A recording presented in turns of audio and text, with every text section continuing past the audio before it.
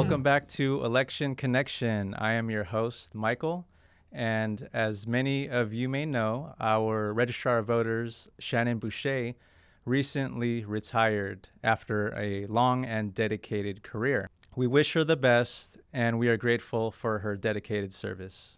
Today, we are thrilled to introduce our Acting Registrar, Matt Moreles. Thank you for joining us, Matt. Thanks for having me. Can you tell our listeners today a little about your background and what led you to the role in the Registrar of Voters office? Yeah, I'd be happy to. So I'm actually from this area. I grew up in Santa Clara County, and I've been working for the Registrar of Voters office for 20 years now. I started off as extra help, what we call our temporary employees, when we were doing our transition to our touchscreen voting machines back in 2004, doing voter education and outreach.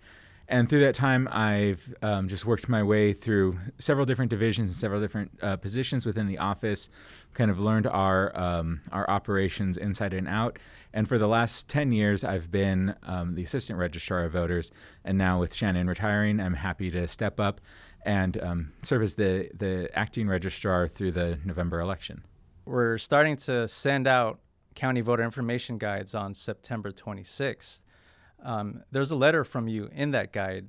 Can you give us a preview of what you want to convey to the voters?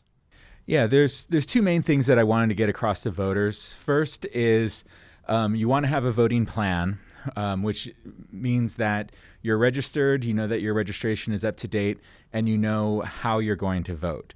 The second thing is part of your voting plan should be to become an informed voter. And that means in this current day and age in the political climate to be cautious about where you're getting your information from, making sure that you're getting information from trusted sources, and that you're just a little bit cautious around all of the potential misinformation and disinformation around the elections that can be flying around.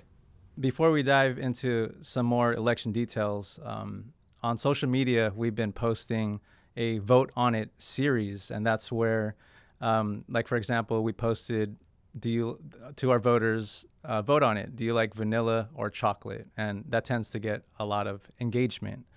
And we all know here at the ROV that you're a big Star Wars fan. Who would you rather have as your co-pilot on a mission to safeguard election results across the galaxy, Chewbacca or R2-D2? That's a good question. Starting with the hard-hitting topics. I think as much as I like both those characters and as important a role as technology plays within election administration, I think I'm going to have to go with Chewbacca. And the rationale being is that, technology is extremely important, but it only takes you so far. You need to have actual human beings, or in this case, Wookiees, who are keeping an eye on things, because you just can't replace that level of kind of creativity, independent judgment, even just intuition. Something seems off, something seems wrong. And, I think it's that personal element, that human element that really makes elections possible and is key to safeguarding the integrity of the election process. Well, I think I would vote the same after that explanation.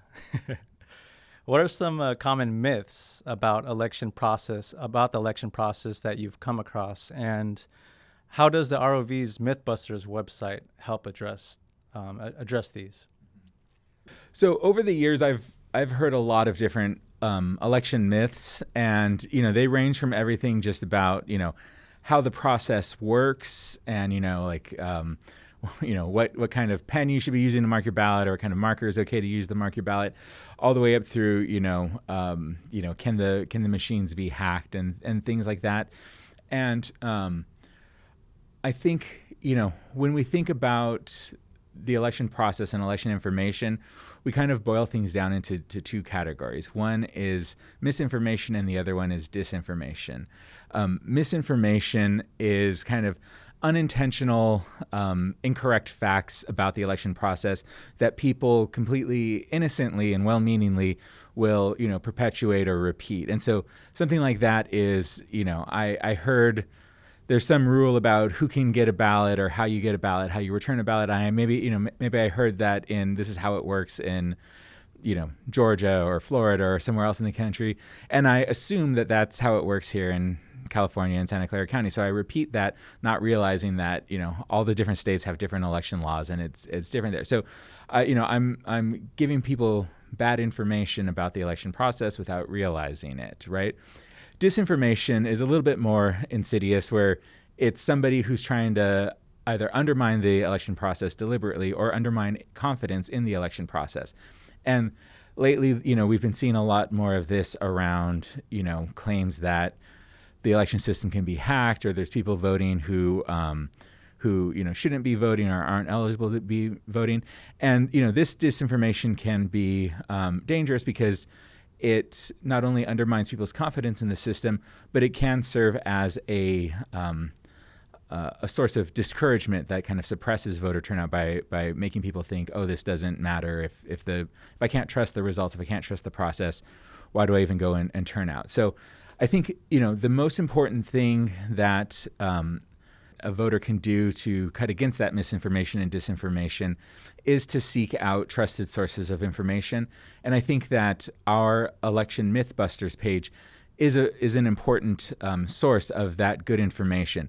It allows us as an official, trusted government source to give voters directly, the straight facts about some of these common myths and misconceptions. That's great information. And I remember when I first learned about the difference between misinformation and disinformation, and I had like an aha moment after getting those definitions. But yeah, I appreciate that answer. Are there any other steps voters should take to ensure they are getting accurate information about the election? Well, as I said, the most important thing is to make sure that you're looking to trusted sources of information.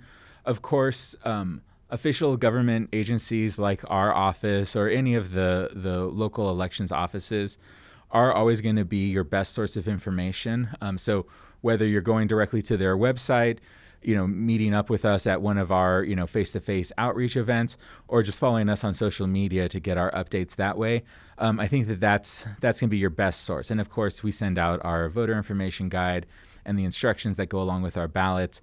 So that's going to be your best source. I think other than that, there's other good government sources, such as the California Secretary of State has their website and their state voter guide.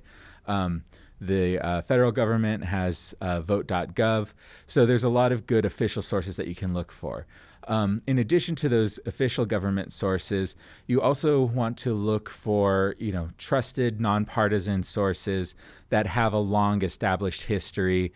So things like, the League of Women Voters, they have the vote411.org website, or, organizations like Rock the Vote, anything that does nonpartisan election information. I think what you want to be careful about is, anything that you see that doesn't have a clear source or a source that you haven't heard of. You also want to be careful about anything that seems to have a really hard partisan bias, like it seems like it's biased one way or another. That should be something that kind of sets off red flags for you. And then certainly also just anything that kind of intuitively gives you pause, like it seems like that's surprising, or it doesn't intuitively make sense. Again, not saying that all that stuff is necessarily going to be wrong, but it should be a flag for you as an informed voter that maybe I want to delve a little bit deeper into this. Maybe I want to go find that official government source or trusted source to verify this information before I just kind of blindly, repost or hit share on my social media feed.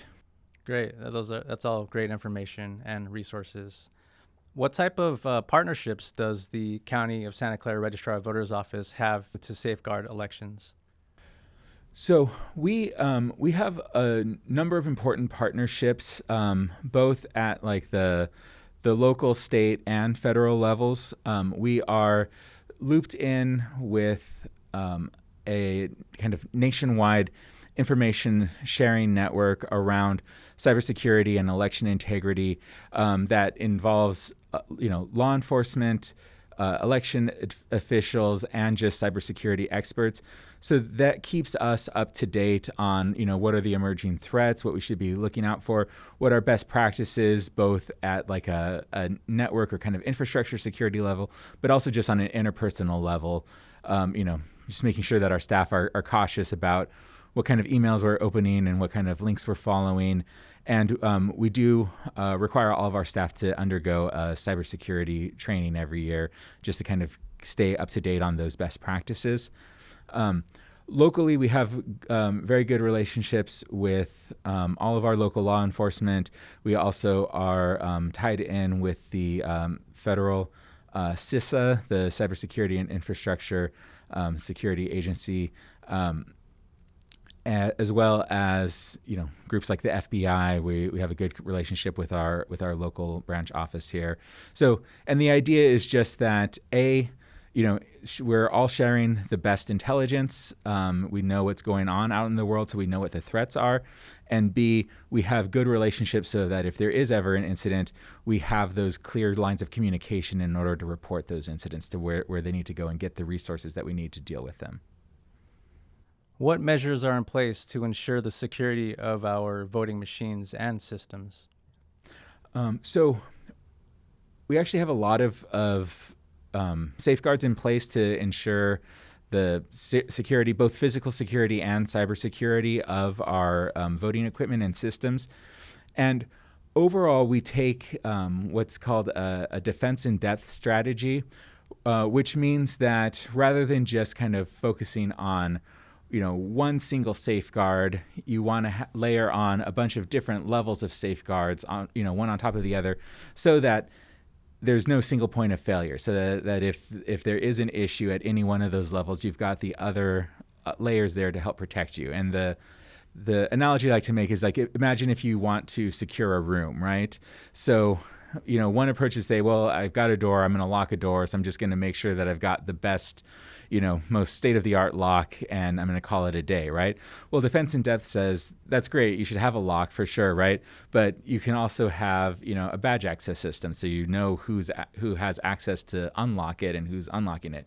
You can have security cameras, so you can see, who's coming in and out of the door, and you can have, procedures in place, somebody whose job it is to come and check on the door so that if there's any tampering, you can detect it early on, and a reporting structure that, hey, if somebody notices anything going on with the door, we know, who to talk to document it and how to get it fixed, right? So that's defense in depth. As it relates to our voting system, the security and integrity of that actually starts before we even begin the election process, because before we can even procure our voting system, it by law has to be certified by the state, and it has to undergo rigorous state testing in order to meet the statewide standards. And California is just kind of notorious for having some of the most stringent voting system standards in the country, which is great for us. So we know that when we get a system, we have to select from one of the certified solutions that are out there, and we know that it's been thoroughly tested. We also, at the local level, do our own pre-election testing for every piece of equipment that's going to get deployed in an election. Before every election, we have our own staff go through and test it, run test ballots through, so that we know that everything is programmed correctly and is performing correctly, so that we're going to have a completely accurate election. Once the equipment's been tested, we have a set of procedures and protocols to ensure the physical security of those devices. So anything before it's been deployed is getting held in secure storage. We're monitoring who has access, who's coming in and out of those areas. We also have chain of custody procedures so that we can track as critical equipment is going out to the vote centers. And even as the ballots are getting collected and brought back to us, we're maintaining chain of custody logs so that if there's ever any question about the integrity of the results, we have a full documentation that we can go back and investigate it. And then finally, after the election, after we've counted all the ballots, California law gives us 30 days to certify the results. And one of the critical steps in our certification process is that we conduct post-election auditing, including any of the machines that had reported issues with them. We go back and do a thorough investigation on that, as well as we do a 1% manual tally. So we randomly select a sample of precincts and then manually recount those ballots to make sure that our manual count is matching the machine count, to make sure that the machines are counting accurately and that there's been, they haven't been tampered with at some point during the process. How does the county handle and secure the mail-in ballots to ensure the integrity of the election results? There, again, with the vote-by-mail ballots, there are several layers of security built into our process, including, as I talked about before, we have chain of custody processes so that, as we're going around collecting the ballots from drop boxes and vote centers, we've got a documented chain of custody. If we know where the ballots have been, we know who's touched them, so that, there's accountability at every step. We additionally have secure storage here at our office so that we're keeping track of who's going in and out of the ballot storage rooms, and we have protocols in place that there has to be 2 people with the ballots at all times, so there's never any opportunity for a single person to be tampering with the ballots unobserved. And most of the work that we have here at the office with the ballots is done in big open spaces and large groups with supervisors and leads overseeing everything, so it's extremely secure that way. As far as validating the vote by mail ballots and making sure that the person that we sent the ballot to is actually the person who returned the ballot, every single ballot that comes back gets signature checked. So we're scanning it into our voter registration database. We have a barcode on the envelope that identifies which voter it was issued to. So we can check that back in and give the credit to the voter that the voter has returned a ballot. We can also check and make sure that that voter hasn't returned any other ballots in the election. And then we'll signature check the signature on the envelope and compare it to the signatures that we have on the voter registration card and any other documentation that we may have received from the voter over the years. That way, we know even if somebody got a hold of their neighbor's ballot or their family member's ballot, we have an additional check to make sure that it really was the person who should have been completing the ballot who did complete the ballot. Are any of these processes open for the public to observe? So one of the most important and critical pieces of our election integrity plan is having public observation of all of our major election processes. So everything I've described, from signature checking of vote by mail ballots to actually counting the ballots, even the pre-election testing that we do, all of our post-election audits, all of this is done in full view of the public. So any member of the public can come down to our office and ask to observe these things. And we do regularly have a lot of people who are coming in. Sometimes they're just concerned citizens who want to understand more about the process. Sometimes they are representatives from some of the candidates or campaigns who want to check in and make sure that the ballots in their contests are being tallied accurately and that all of the processes are being followed. And we welcome that. We think that this is a great opportunity for us to tell our story and to get out to the public all of the many safeguards that we have in place and all of the procedural and technological safeguards that we have to ensure the integrity of the election results.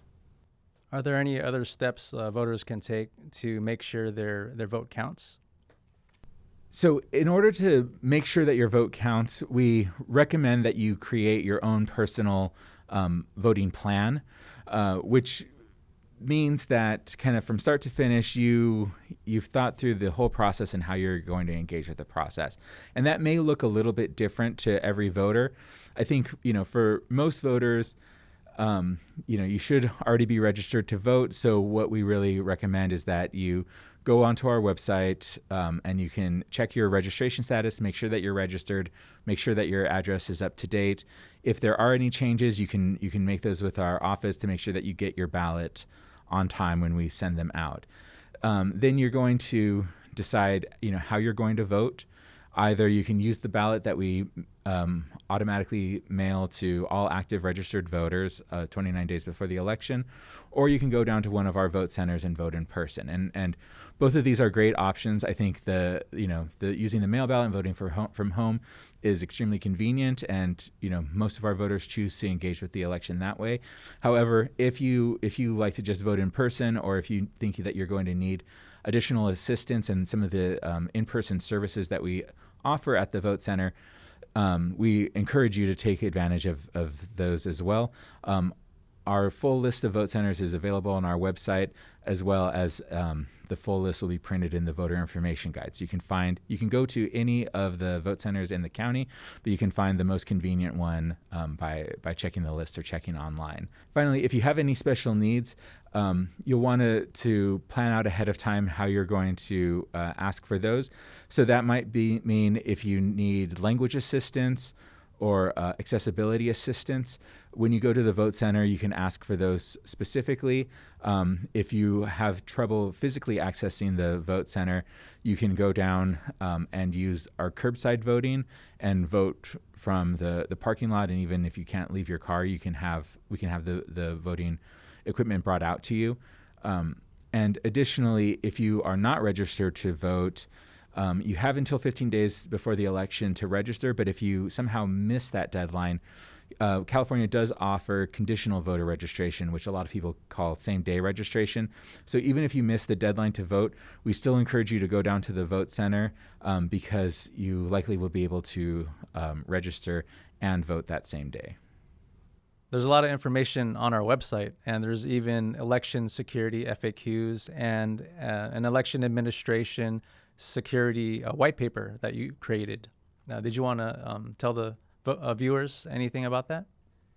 Yeah, we try to put as much information on our website as we can, and for most voters, that's some of our features like find my vote center or track my ballot, and those are kind of the high-level things that most voters are going to engage with. But for the voters who are interested in doing a deeper dive, we have posted more in-depth information about election security and election integrity on our website. So as you mentioned, we have our election security FAQs. So then that just covers a lot of the frequently asked questions that we get, where we try to address in more detail for the people who want it, what the steps that we're taking to ensure the security and integrity of our election results. As well as we do have our security and integrity white paper that goes a little bit more detail into our various systems and procedural safeguards that, again, for those voters who want that added level of confidence, they want to do a little bit more of a deep dive, they can get those details there. The last thing I would recommend for people is if you really want to learn more about the election process and learn about why you can trust in the election results, I do encourage everybody to, at least for one day or even a couple of hours, come down and observe our operations at our office. So we have an election observer page where we post all of the dates and times that we're going to be doing observable election operations.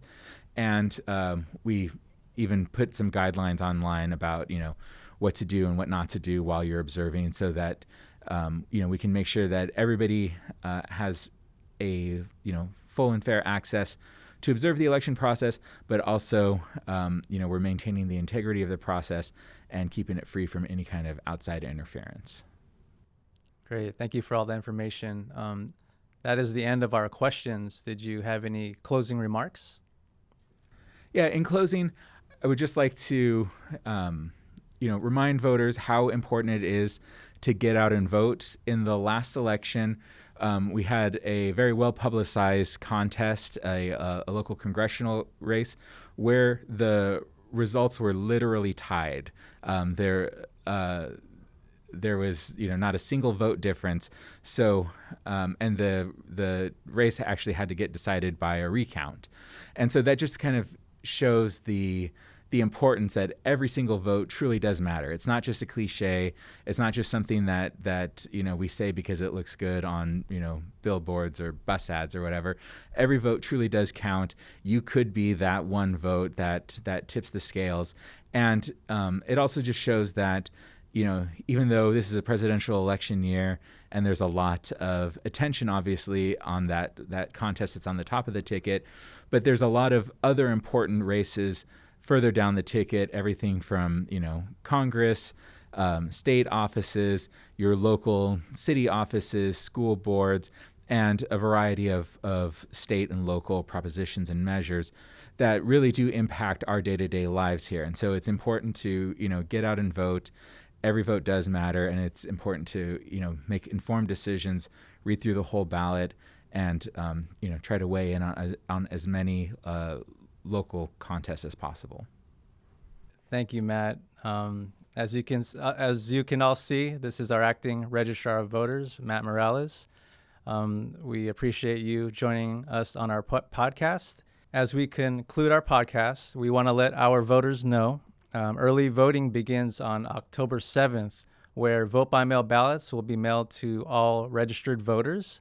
You can return your ballot at the Registrar of Voters office, at a drop box, or by mail. Vote centers are open October 26th to November 5th. If you have any ideas or topics you would like us to cover on our podcast, send us an email to rov.media@rov.sccgov.org and call us at 408-282-3008.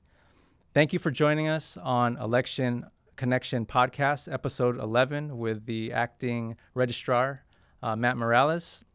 We hope you elect to connect. Thank you, Matt. That was a great job. Yeah.